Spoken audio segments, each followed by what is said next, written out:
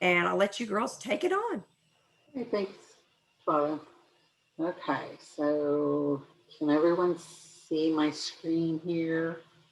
Awesome. Okay, hang on a minute. I'm gonna gotta rearrange here a little bit so we can see everything. Okay, we can watch it from over here. All right. So I don't know how many of you are familiar with this phrase or this saying, "Just the facts, ma'am." Probably dating ourselves a little bit here, but there was a show on TV years ago called Dragnet. How many of you know who the detective was that actually is made famous for saying that quote? Was it Lieutenant Dan, Captain Obvious, Sergeant Joe Friday, Colonel Mustard, or none of the above? Anybody know? Okay, so if you answered C for Sergeant Joe Friday, that's correct. He uh, he's known for saying this, but did he really ever say that they were wanting just the facts, ma'am? Well, we may be surprised, but the answer is no. Uh, Dan Aykroyd had actually said this from on Saturday Night Live, put a couple of phrases together. So we just kind of thought that'd be kind of a fun way to introduce this. So today we're going to give you some information about FCS. And like Twyla said, if you have questions, please put those in the chat and we'll talk about those. And at the end, if you want to unmute your mic, you can do that as well. I am Holly Hannon. I'm the new program manager for Family Consumer Sciences. And with me is Mary Jane Grayson. She is our program specialist. She's in charge of all of our curriculum and those kind of things. So we just kind of wanted to visit with you today and answer any questions that you might have concerning enrollment for your students in the Family Consumer Sciences program. So the first thing we're going to talk about is our programs of study. And I'm going to turn that over to Mary Jane. And I'll let you. Okay. First of all, we're going to talk about our middle school. In just a moment, we're going to show you a sheet that we have together that has all of our programs are studied on that basically are more for the 8th through the 12th grade. So, but we wanted to share with you because we do have some middle school courses.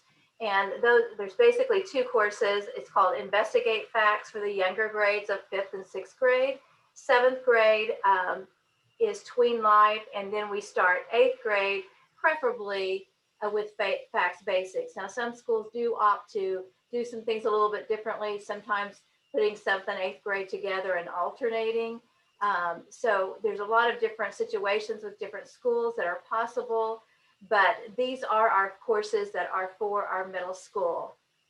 So we just want to make you familiar with those. Okay, so when it goes to our programs or studies for our 8th through 12th grade courses, this is the sheet that we have available to you, and we'll give you a link to this where it's on our website.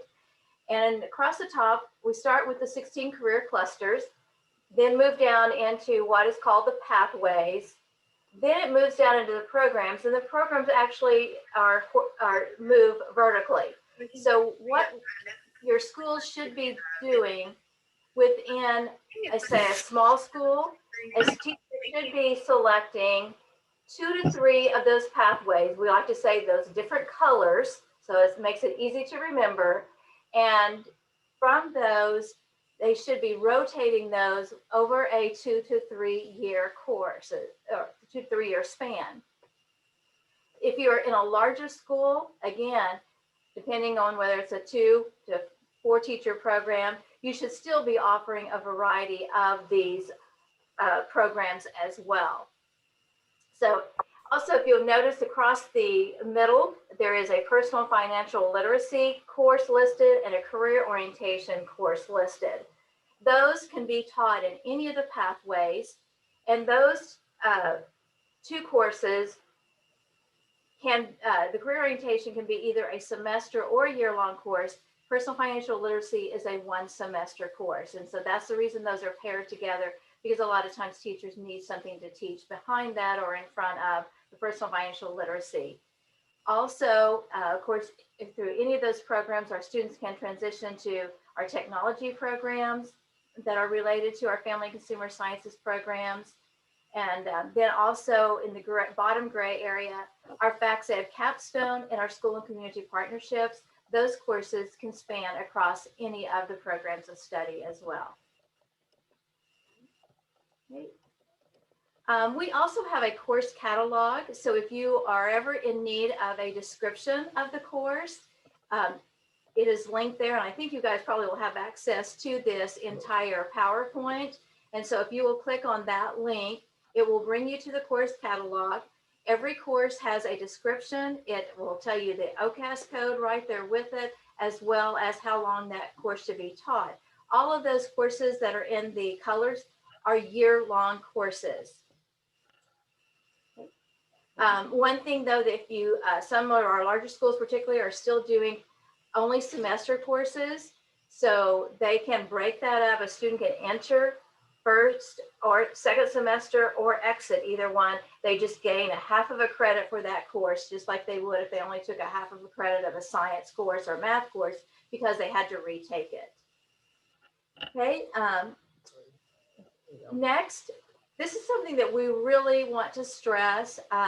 One of the problems that we ensue as we do program evaluations is oftentimes on that accreditation report that goes to the State Department of Education that's due on October the 1st, sometimes our course levels are not entered correctly.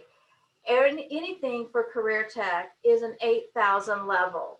So you should not use 1,000 or 3,000 or 5,000, but everything should be an 8,000 level entry.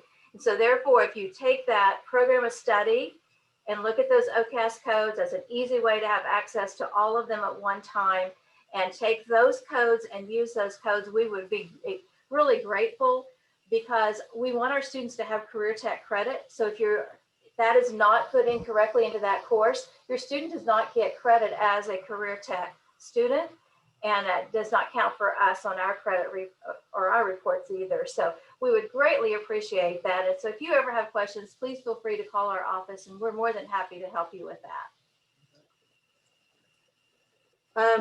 One thing that Mary Jane mentioned a while ago has to do with our course rotations. Like I said, we recommend, or like she said, we recommend a 2 to 3 year rotation.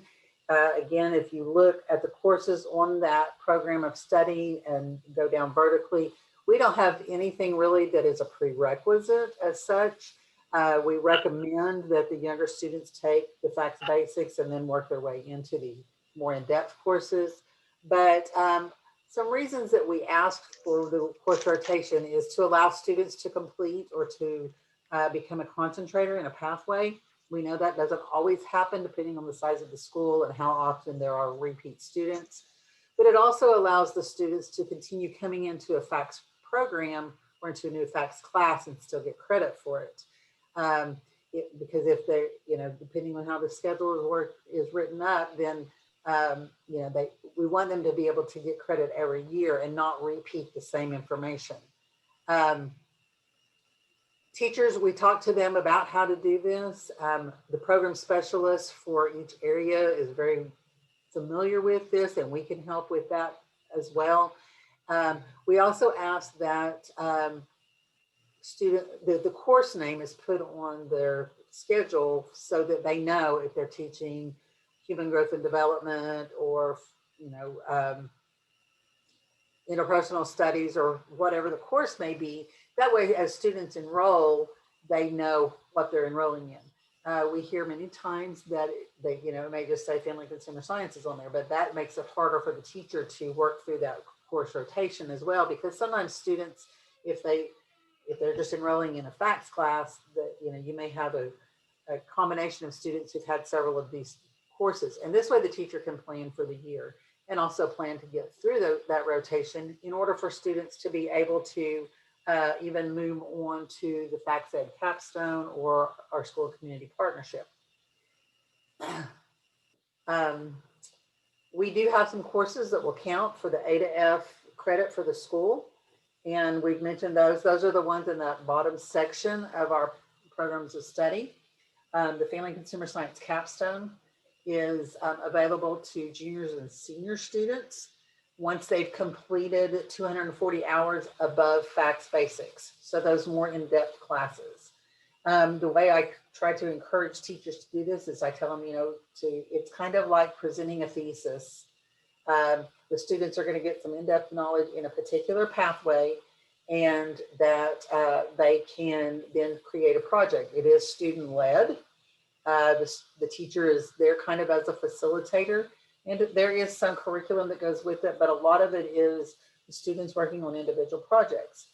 Many times, especially when this is first getting started in a school, you may have students in 2 or 3 different pathways or 2 or 3 different programs that will be in there. So I might have a student who is a human services student in the family and community services, and then they may also be in the hospitality.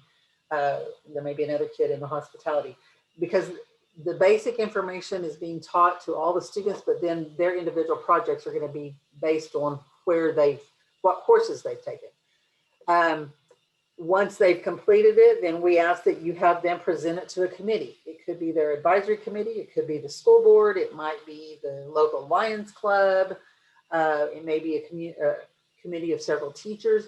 And this is a good way for them to get their information out to the community, and also to be able to show what they've learned through that program. So that's our FACS capstone.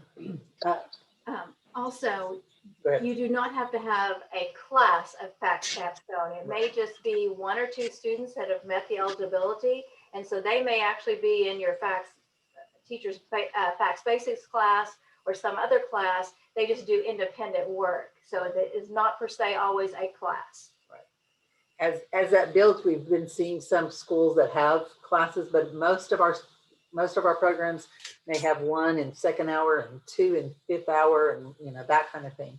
So yeah, and that's a good way to start building that for those students. Another couple of the courses, we have 2 actually, school and community partnerships 1 and 2. This is an internship type piece. So this will meet the internship credit for the ICAP. And students will actually be out in the workforce working, whether it's a volunteer or a paid position. They can get credit for that as well. The teacher is to oversee those students by making contact with their employer and actually going out and doing some observation of the business that students working in. And this is a course that we're starting to see a lot more schools taking part in because of ICAP. And so this is something that the FACS program has already got things put in place with all the paperwork and those kinds of things. And so that may be another opportunity for your teacher to meet that for your school as well. Okay. Okay, we also have a course called Leadership and Management. And this is designed to help our students to develop those leadership skills and abilities, both in the community as well as employment and volunteer settings. And one of the things that we want you to understand is that this is not just an FCCLA officer class or a STAR event class. So some of the teachers are using this as an opportunity to put their students in one class that are their officers. And that's a great opportunity. And we certainly encourage that because there is a lot of planning to take place in an effective FCCLA organization, but should not be limited just to those students. It should be open to other students as well, because leadership can be developed in so many different ways and can be used by every student. So it is not just a class for FCCLA officers.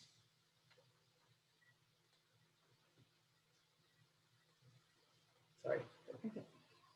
FCCLA, a lot of times in the past, if you've been a counselor for a while, sometimes FCCLA was over here and our FACS class was over here, and we basically had 2 separate things.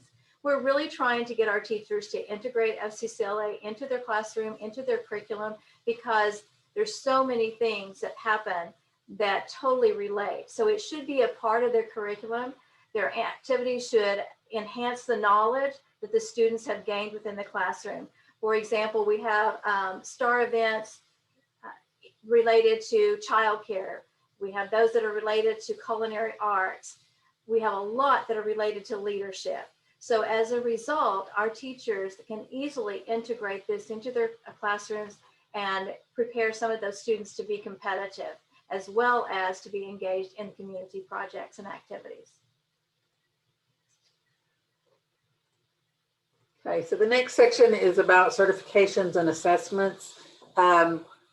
In Family and Consumer Sciences, we don't have, like, we're not producing welders or mechanics or things like that that have specific job-related certifications in most of our areas. However, we do have some nationally recognized assessments, and the pre-pack assessments, if you'll notice here, is through an organization, the American Association of Family and Consumer Sciences. These are nationally recognized tests. There are some employers that do recognize these. So there are several of those. There are also some precision exams. You may be familiar with those a little bit more that are available to our students. Over the last few years, because we're trying to incorporate this a little bit more into our curriculum and encouraging our teachers, we have allowed them to use their program assistance money for students who are really serious about these certifications and, you know, are interested in maybe going into interior design or whatever the other areas may be that they're interested in. So this is just a few of the ones that are listed here for the arts and AV. Again, these are aligned to the career clusters. So those colored columns on that program of study sheet. Here are some more. In the human services area, we actually do have 2 certifications that students can receive in high school or at the technology centers. And under the early care and education area, we have the ELECT certification, which is the entry-level child care training. We recommend that our teachers who are teaching the human growth and development, once they've completed the parenting and child development area, to test their students in that. That is one that they can do here through our testing center. Also the CDA, which is the Child Development Associate. This one's a little bit more involved and there is a cost to it, but I could tell you that there are a lot of child care facilities out there that will help students pay for that, because it's a little over $400, I believe. And there are quite a few hours of actual internships and training pieces to that. We also have been told that many of the Native American tribes will help with that as well, because they are needing these employees. So both of those are, like I said, nationals or recognized certifications. Through our health sciences area or hospitality, all family consumer science students can utilize the food handlers. We actually have an agreement with an organization called E-Food Handlers, and they can go through that curriculum, take those tests, and receive a certificate. Most counties will accept that E-Food Handler certificate. There's a few that you still have to go through their Department of Health and get their certificate, but you can take the certificate you get online with E-Food Handlers and exchange it for like $10 or something and get that. Serve Safe is another certification that Oklahoma Restaurant Association has developed, and it is something that a lot of businesses or that restaurants have to have at least one person who's Serve Safe certified on each shift. So that's another thing. Again, that one's a little more costly. I can tell you with the food handlers, we've had a couple of instances where students have actually worked in food service. They've taken the food handler certification, they've gone in, shown it to their boss, and gotten a raise. So that's another incentive for teachers to use it, is to help their students who are currently already doing this job. And then you can see that there are some tests that are just kind of overall good business type information, the workplace readiness skills. We have access to the financial literacy piece.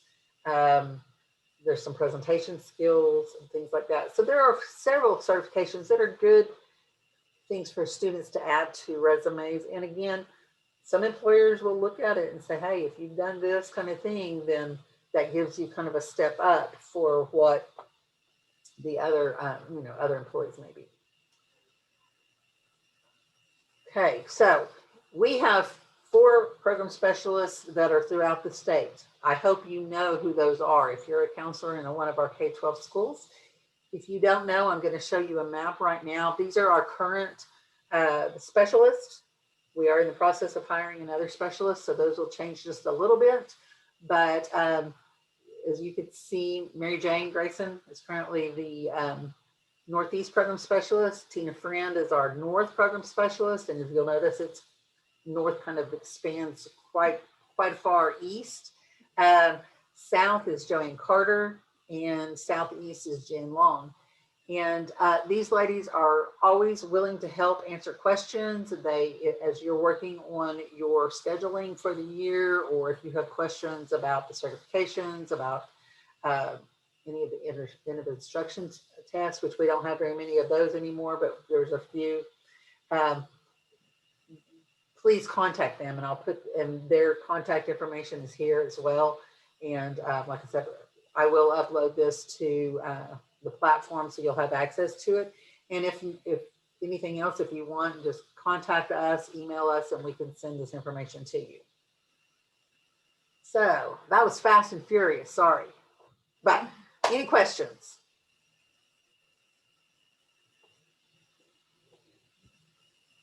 I have one. Okay. What are the teaching certification requirements to teach the facts through the Oklahoma Career Tech? A few years ago, we aligned all of our certification for career tech teachers the same as Oklahoma State Department of Ed. So as long as you're meeting the same requirements of the State Department of Ed, no, this is for K-12, let me put it that way, let me back that up. For K-12, as long as you're meeting those certifications or those requirements for what the State Department of Education requires, then you can become a FACS teacher. If we have many teachers that are alternatively certified, so maybe they taught something else and then they became certified in family consumer sciences, and then we have several that came from industry or things like that. At the Technology Center, because we have programs that are in hospitality and tourism, early care and education, teaching and training, then those are a little bit different because many of those people come directly from industry.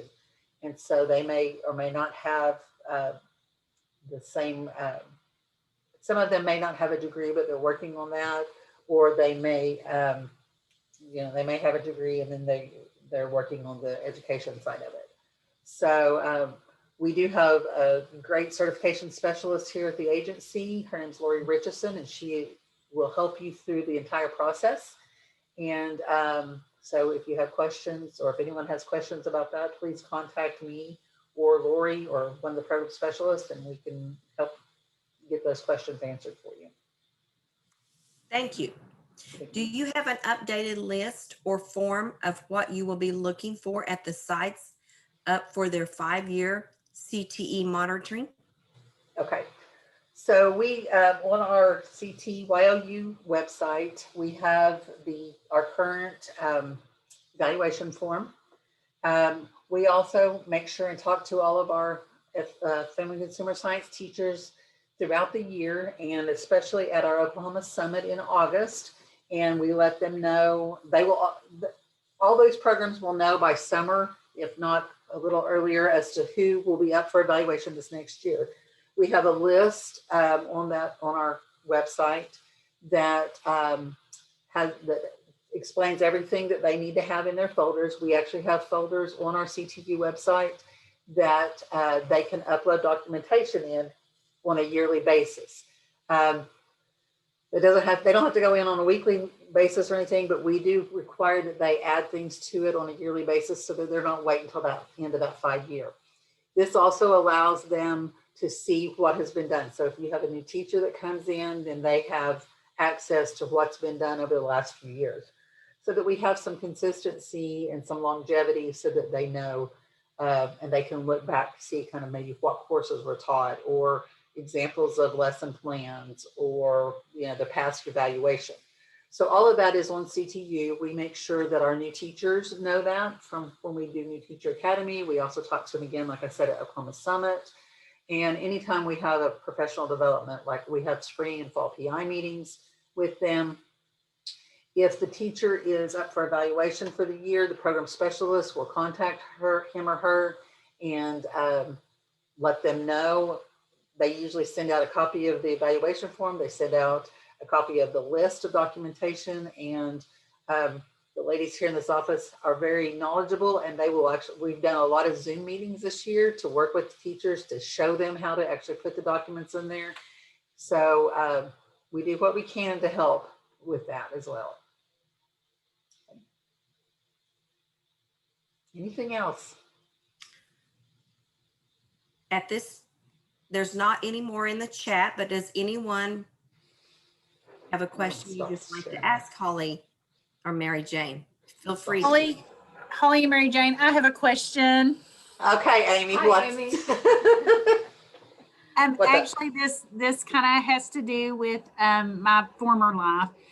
If a school has students in either the Capstone class or the school and community partnership, when they're entering those students with the OCAS code, is that going to automatically give them the extra points or the credit on the A to F report card?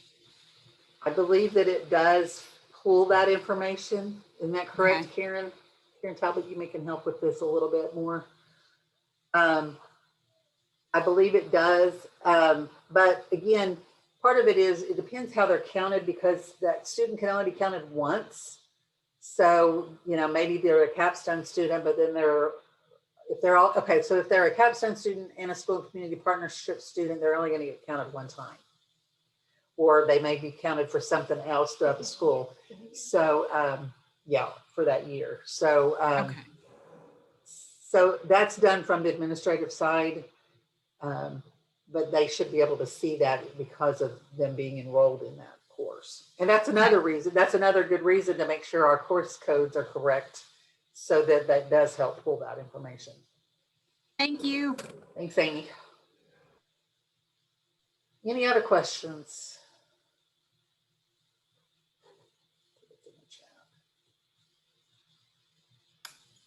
Nothing in chat.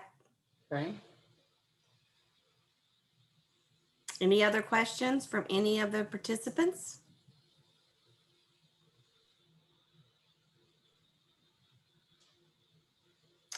Okay, We very answered nice everything. job. Very nice. Well, thank you guys.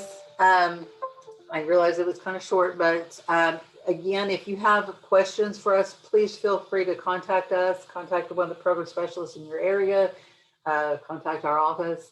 We're more than happy to work with you and help you understand what we're doing and the why. So, all right. Well, thank you guys very much. Thank you so much, Mary Jane. Very, very good. And you had a thank you in the chat. Okay, great. Thanks, everyone, and have a rest. Another day of conference tomorrow. Okay, Have a sounds great good. evening. All right, thanks, guys. Thanks. Good job.